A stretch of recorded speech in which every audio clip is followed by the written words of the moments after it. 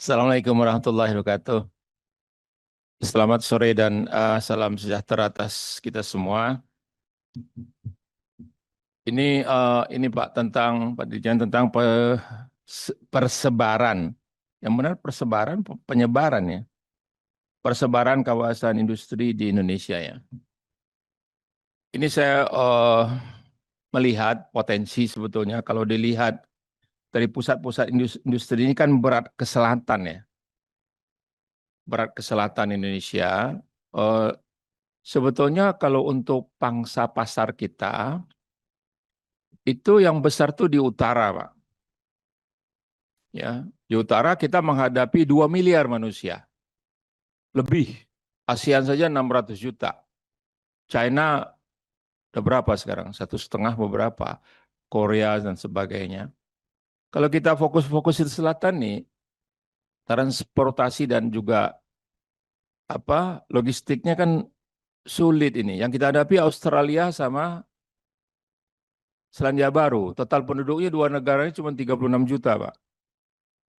Jadi penyebaran ini sebetulnya cocok diarahkan ke utara karena kita berhadapan dengan 2 miliar lebih manusia. Nah, ini tentu banyak nih persoalannya. Makanya sedikit izin ya Bu Ketua ya. Eh, ini soal IKN ini.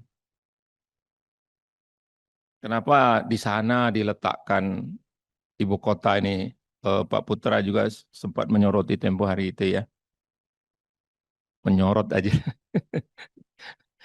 Jadi gini, kalau kita lihat pertahanan Negara Kesatuan Republik Indonesia ini sudah disusun sedemikian rupa bahwa wilayah utara itu adalah penghadangan di militer, Pak ya. Di tengah itu Laut Jawa itu adalah perlawanan dan di Pulau Jawa itu adalah pertahanan gitu. Nah, itu juga satu tanda tanya. Jepang tuh masuk pertama ke Indonesia bukan ke Jakarta, Pak, diserang. Jakarta itu susah diserang. Makanya ketika akan dilakukan besar-besaran alutsista ini banyak juga yang kurang setuju. Karena kita nggak pernah menghadapi serangan setelah Jepang pergi itu hampir tidak ada serangan militer ke Indonesia dari negara lain. Karena jauh. Nah, kenapa dipindahkan ke IKN itu Kalimantan Timur? Padahal Jepang pertama kali masuk lewat Kalimantan Timur.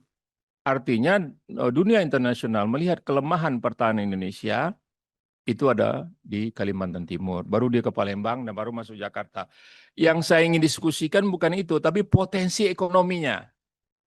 Kalau potensi ekonomi oke. Ya. Nah, ini berkaitan juga dengan apa tadi yang diungkapkan oleh kawan-kawan dari himpunan itu tadi ya. Himpunan Kawasan Industri Indonesia ini memang banyak masalah. Ini saya juga melihat, Mas. Di Medan misalnya, kan ada KIM ya, Pak ya. Kawasan Industri Medan. Saya lupa 4 tahun atau 5 tahun yang lalu itu ada seorang pengusaha besar investor dari Malaysia, konglomerat sana lah, itu sampai curhat habis ya. Dia sudah beli lahan di Kim, Pak, tapi diserobot oleh preman-preman. Ya, diserobot. Dia bahkan bertanya Pak Tifatul, Mr. Tifatul, ini kan pemerintah kan ya, kok masih bisa diserobot oleh preman gitu. Ini masalah aspek keamanan tadi yang saya ingin singgung juga. Saya pikir ini Bu Ketua juga masalah keamanan ini penting ya. Ini kan environment gitu ya. Dalam nanti membuat RUU ini